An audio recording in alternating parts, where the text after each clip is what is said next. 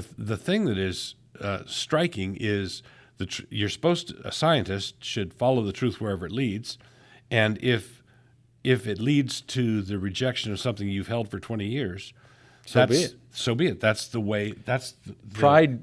I mean, it's unfortunate, but pride too often gets in the way, and that's why paradigm shifts happen. So welcome to Darwin Denied. We're working our way through the essential bookshelf of books that you really ought to read if you want to be current on the creation-evolution debate, or the evolution-intelligent design debate, or the creation-intelligent design evolution debate, however you want to configure it. We've been reviewing books by, you could put them in three general categories: the intelligent design critics of evolution, and then the creationist critics of evolution. And then there would be people who are neither intelligent design people or creationists, but they just see the problems in Darwinism. Mm-hmm. We haven't gotten to Mind and Cosmos yet, but books like that. This book is in a fourth category, sort of all by itself. It's The Structure of Scientific Revolutions by Thomas Kuhn. And I include this in this list of books that you need to read if you want to be up on the state of evolutionary theory. Not because this book is about evolution. He may mention it in passing here, but it's about scientific paradigms and how they come and they go. Mm-hmm. And so even though he's not addressing evolution directly at all, what he's describing fits what's happening to the theory of evolution currently, exquisitely. It fits it in a remarkable way. So here's the takeaway point. I would like to explain the takeaway point of the book, and then maybe a quote, a citation from the book, and then we can make our applications to the theory of evolution. In scientific endeavors, you have what Kuhn calls normal science. So when there's a reigning paradigm and everybody's sharing the background assumptions, the same background assumptions, scientists go into their labs and they do their work and they register their results and they publish in journals and stuff. They're just doing normal science. Now, in the background of that normal science is a reigning paradigm. Mm-hmm. A paradigm would be something like the heliocentric view of the solar system in astronomy. Right. So that's the paradigm. You assume that the planets revolve around the sun, in contradistinction from the earlier geocentric view of the solar system. So that's geocentricity, heliocentricity would be the paradigm level issue. The theory of evolution is very much a paradigm, right? It's the case in which all the normal science is done. So people will make reference to evolution. Someone doing normal science will make reference to evolution even when there's no pressing need to do so. Right. You pay lip service to the theory. You honor the gods of your city, basically. Right. You're walking around in your city. You honor the gods of your city, even if the particular thing you were pursuing didn't require that at all. Exactly. So that's the role that evolution has. It is a paradigm, particularly for the biological sciences, but it's also in the background for physics and astronomy and so on. Yeah. So what Kuhn... It's a different kind of evolution because cosmological, it's not biological, but if you're wanting a naturalistic explanation for everything, you have to think of evolution of everything. Of everything, just different mechanisms. Now, what Kuhn says is that when you, in the pursuit of normal science, you've got this paradigm, and compare the paradigm to a wagon. All right, you've got this wagon that's you're pulling down the road, and that's the paradigm that holds all the data that you're generating within the confines of that paradigm. Now, in every scientific paradigm, there are anomalies. there are things that don't fit. So it could be a brand spanking new paradigm, all right? A brand spanking new paradigm, and everything seems to fit, and then you get to Uranus, which is a planet that's not spinning the right way, right? It's sort of on its side, and it's not doing. That's an anomaly, but anomalies like that don't slow anybody down. Right. So they just try to think of. They just go other explanations for it. So if you think of the paradigm as a wagon, every wagon can carry a certain number of cinder block anomalies. So the paradigm, it's a breast. Everybody's excited about it. It's fresh. It's new. It's exciting. But there are 3 or 4 cinder blocks in the bottom of the thing, which nobody sweats. Nobody cares about. But as time goes by, and normal science does its thing, people periodically pitch in a new cinder block. Here's another one, and here's another one, and then another one, and pretty soon the wheels start to creak. Pretty soon the wagon starts to creak, the wheels start to creak, and you've got this theory that has, you've got all these anomalies, right? And then one day something happens, and there is Kuhn is the one to whom we are indebted for the term paradigm shift. Right. Okay.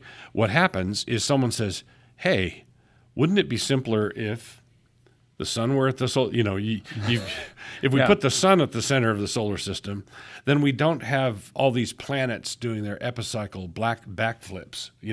All of a sudden, this is cleaner, simpler. Occam's razor. Right. Right. We can remove about 100 cinder blocks and get back down to 3 or 4 or 5 cinder blocks if we get a new wagon. Okay. So what happens is the old wagon collapses, and the new wagon is fitted out, and it goes down the road. There's a paradigm shift. Now, what Kuhn does is there's one quote here. Max Planck, famous scientist, one time said that science advances funeral by funeral. And what basically he's saying that the old wagon has its diehard advocates. Yes, the wagon will never break down. The wagon will never break down, and even though it's not moved a foot farther, we insist that it would. And even though the axles are splintering, right?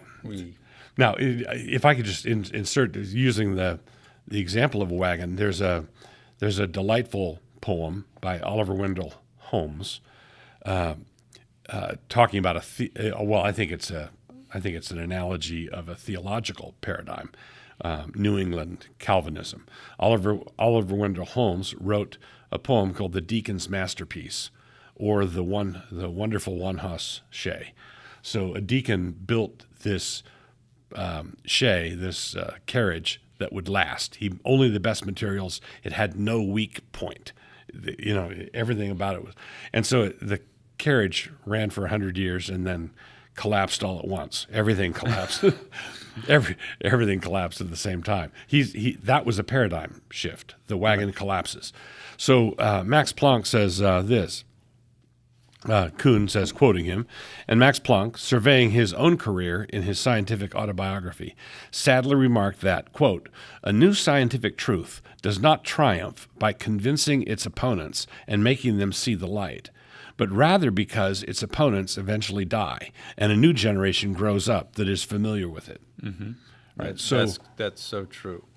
In my So this is the situation, and this is why, although Kuhn is not talking about the hegemony of the theory of evolution in the sciences, right? What he's describing here is not only descriptive of the situation we have with evolution, Darwinism, but there are even some additional factors, and that is we have a major industry of creationists on the one side of the wagon, walking down the road along one side of the wagon.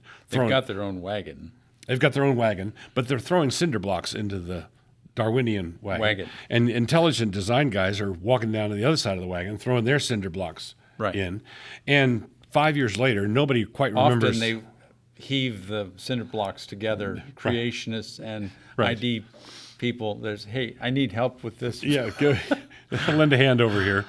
But 5 years down the road, the Darwinians don't know who threw that cinder block in there, but it's an anomaly. You have to you have to deal with it. You have to account for it. And at some point, the older scientists start dying off, and younger scientists don't have the same set of allegiances. No, they don't. To it. They're open. Some of them are very, very committed because they really want to impress their major professors. Right. But others are a little more open-minded. Yeah, and you can see I forget which book it was. It may have been Doug Axe's book, Undeniable, which was published by HarperCollins. And you look at who's willing to publish this sort of criticism, and all I can see are cracks in the dam. Right. All right. This is not published by Buffalo Breath Bible College. Right. Or Biloxi Bible. Shouldn't say towns. Unless they're made up ones like Buffalo Breath. Yeah. So what happens is you've got a younger generation that, although they are committed to Darwin, they're not committed to Darwin in the same way or with the same They haven't put 40, intensity 50 years of their career into it. And it takes a lot of humility for, what's interesting is it's easy for me to say, it's an outsider saying, well, if I added a lot of those by doing good science, let's say I was an evolutionist, and by doing good science, I was responsible for putting a lot of cinder blocks in my own wagon, and it started to crack, I would not look at my career as one big failure. No, that's how I would say, okay, my science has shown that genetic change doesn't produce novelty, does not write up new genetic software that is responsible for entirely new body plans. So a lot of evolutionists are so diehard just in terms of the anomalies that they will almost posture themselves as if the new anomaly is exactly what they were expecting. Right. And saying, because this wagon is an infinitely, ideas aren't as clear-cut as wagons. I mean, a certain weight, things break down. Ideas are a little less, like we were talking about the chessboard yesterday, is in a boxing match, you kind of know, occasionally it's hard to tell, you need a judge up there saying who scored a point. But a knockout is pretty clear to all concerned, even if you don't know the first thing about boxing. I think that guy on the floor is down, and I think the other guy won. But in ideas, it's a lot easier for the scientific community to say that nothing could be better right now. We're at the golden age of evolution. Right now, there's so many anomalies that we're looking at. The dam is cracking, everything's falling apart, and their biggest spokespeople. I think of Jerry Coyne. He's not only a professor of evolutionary biology at a top-notch school, University of Chicago, but he's very outspoken and saying that evolution couldn't be healthier, stronger, and making all sorts of ad hominem attacks on anybody that's this is one of the ad hominems.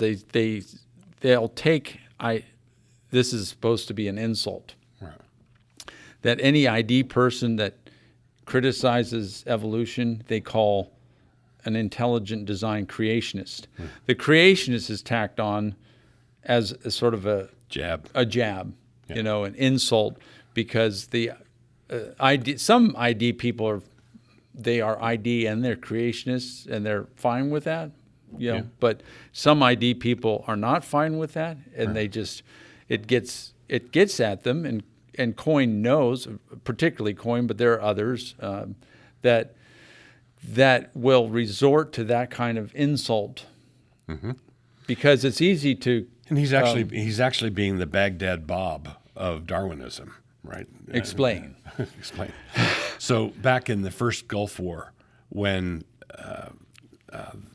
we attacked Iraq over Kuwait, there was a spokesman for Saddam Hussein, who the press agent or whoever it was, and as the American troops were approaching Baghdad Bob would come out and say, "We have them on the run," and he would just they were totally being the floor was being wiped with them, and he would be announcing all victory after victory. Yeah. We've got them now, and it was just a ludicrous display. The thing that is striking is a scientist should follow the truth wherever it leads, and if it leads to the rejection of something you've held for 20 years, so be it. That's the way. That's pride. I mean, it's unfortunate, but pride too often gets in the way, and that's why paradigm shifts happen. And that's why they because happen. Pride is standing in the way of progress, and so you get to this point where the old guard is just stubbornly adhering to the old paradigm. Don't bother me with the data. Right. And that's why it advances funeral by funeral. Funeral by funeral, because in order to kill pride, you have to kill the person, unless the gospel is involved. Right.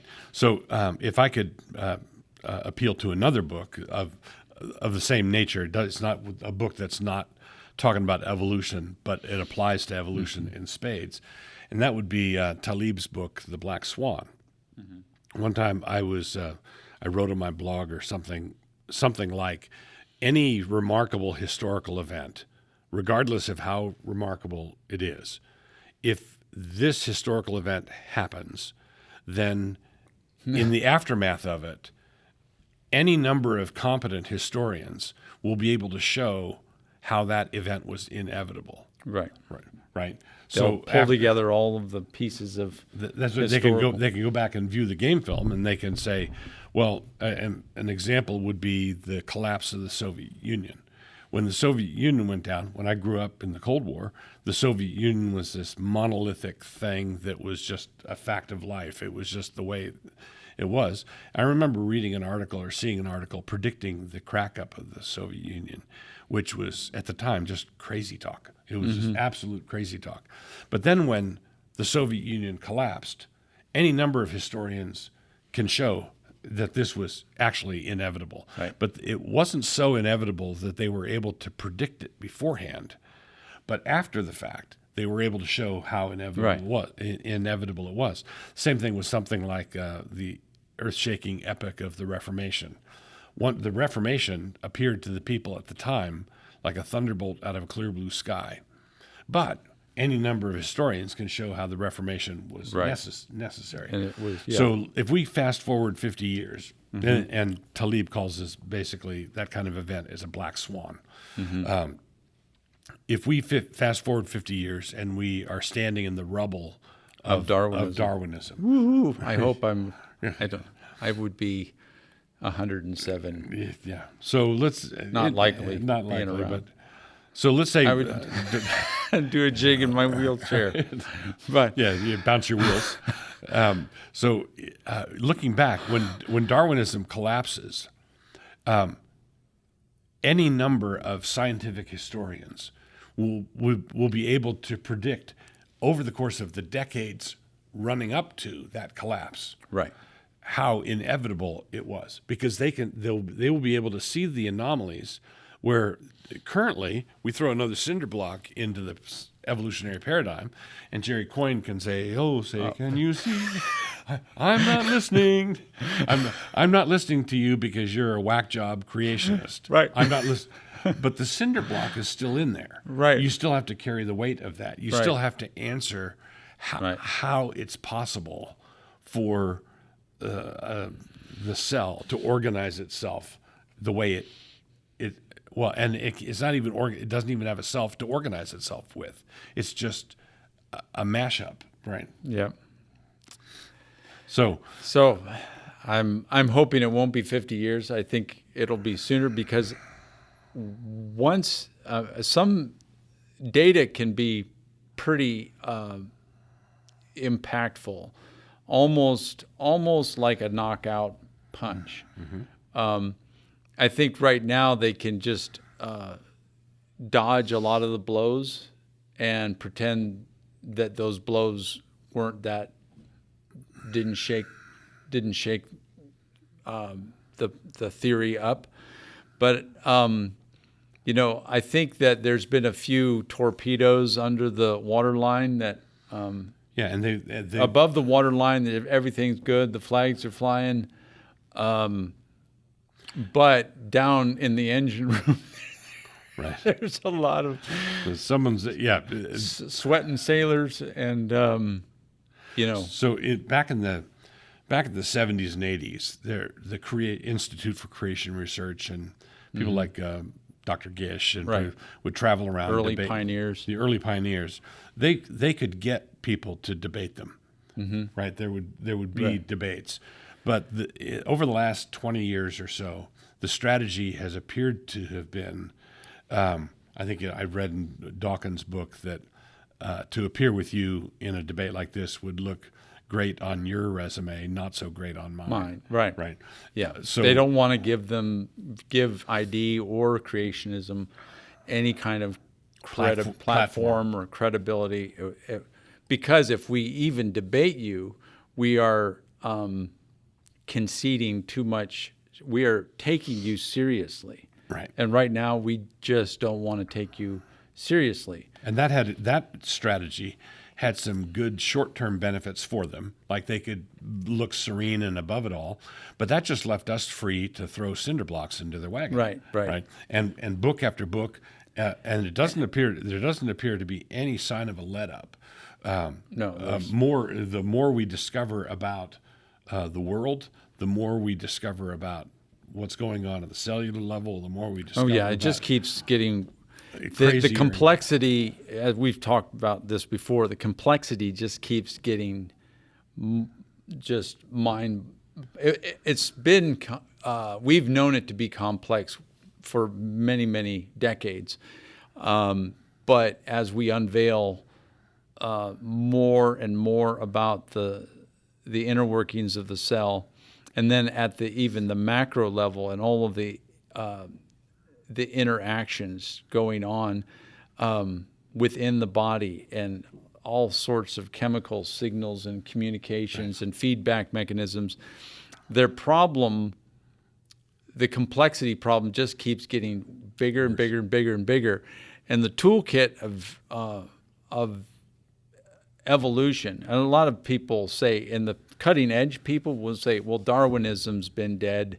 That's sort of an archaic form. Yeah. And that's why they'll poo-poo Michael Behe in his new book. I haven't read it yet, but I'll just say, he's attacking this archaic version of we know better. There's all these nuanced aspects to the theory of evolution in its modern form, but underneath all of it, whether it's the new facelift implant job of Darwinism, it is still operating on unguided mechanisms.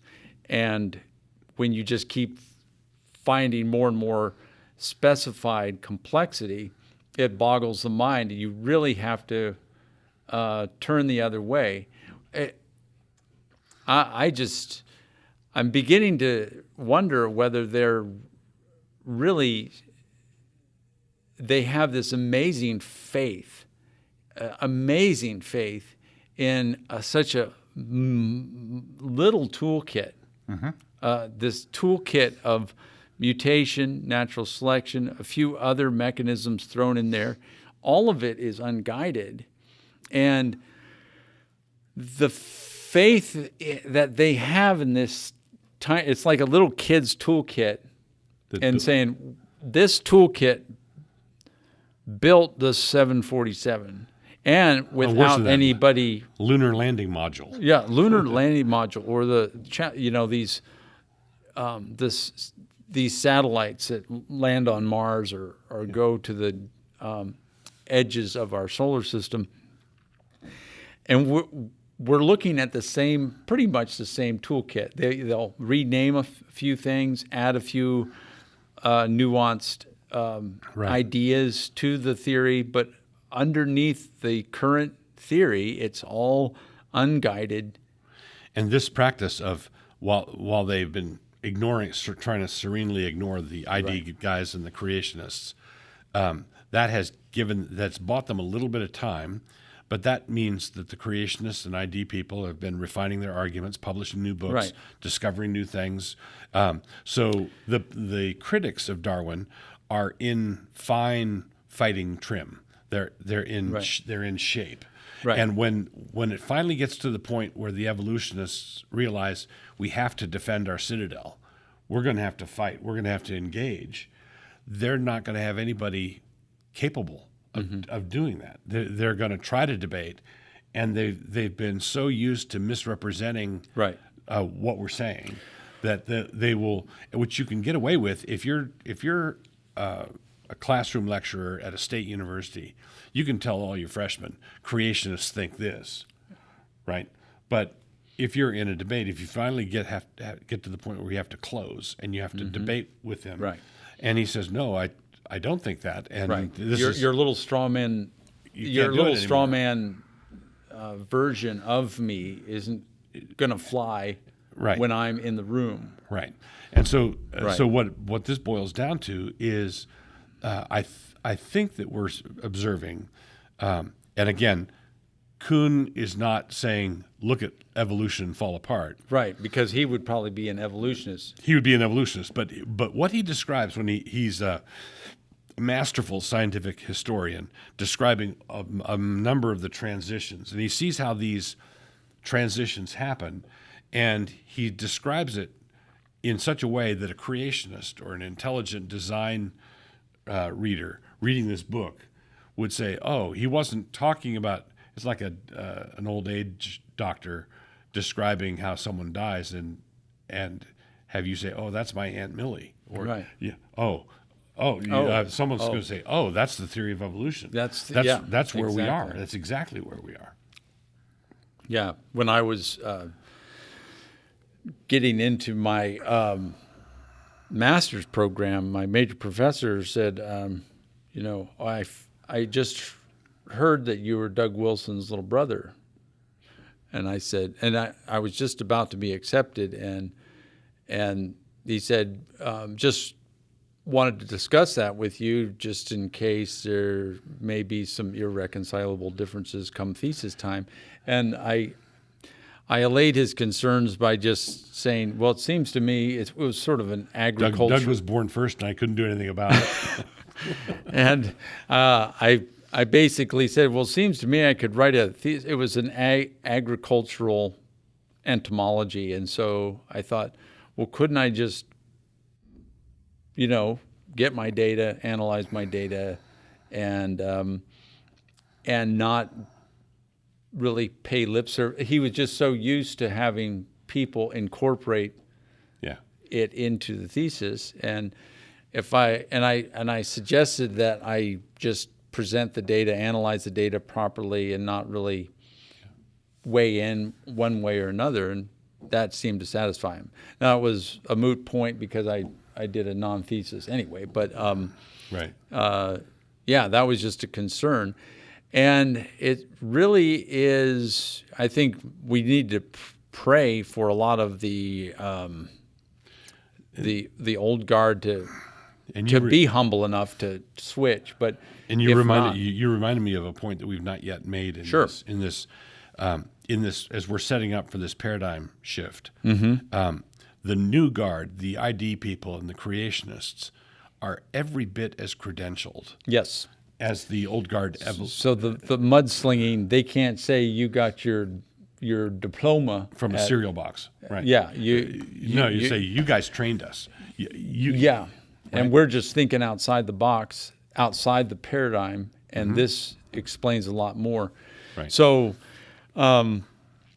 So if you want a glimpse at tomorrow's newspaper, The Structure of Scientific Revolutions by Thomas Kuhn, who would no doubt be dismayed at my applications of his insights, but that's, we weren't put into this world for pleasure alone.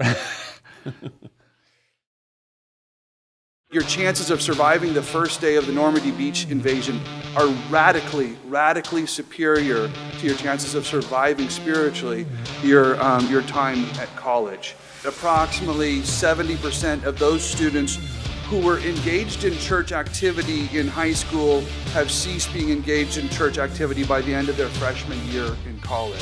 Colleges spending ridiculous amounts of money on accoutrements for their campus that make it more like a spa resort experience than an actual academic experience. And so you can float the lazy river while you're living off of your student loans, and you see how little that has to do with the actual classroom. When the federal government starts to say, okay, here's what your bathroom needs to look like, here's how the showers have to work, here's the diversity training that everybody has to go through, and you get all of this regulation that starts to come out, you'll find the colleges are going to hop to pretty quickly to do what they need to do in order to keep that money coming. Is your priority, well, I need to be employable, I need to have this job? Or is your priority, I need to glorify God, to think critically, and to argue with this person in a persuasive way, and engage them, and glorify God in a way where I'm acting with integrity? If your whole goal in life is to get a job, you're a cog in somebody else's machine. You do what is necessary to keep your job on paper while preserving a quiet little space in your heart where you allow yourself to remember the difference between boys and girls. And this is the compromise that Christians are making again.